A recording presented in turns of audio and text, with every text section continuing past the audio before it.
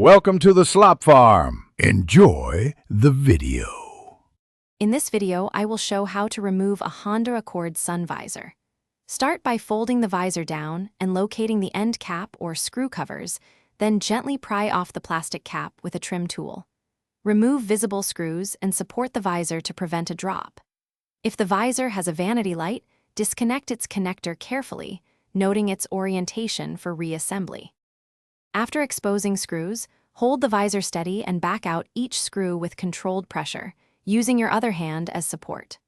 Work slowly to prevent the plastic bracket from cracking and keep each fastener separated so reinstallation is simple. Inspect the bracket for damage and replace any broken clips before proceeding to reconnect electrical plugs or reattach the visor to its mount. With screws removed and wiring disconnected, inspect the connector for corrosion and clean if needed with a soft brush. To reinstall, position the visor, connect the light plug, and hand thread screws to ensure proper alignment before final tightening.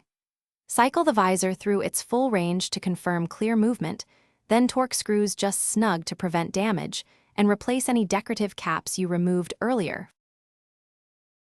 Thanks for watching. Consider subscribing if we helped you today.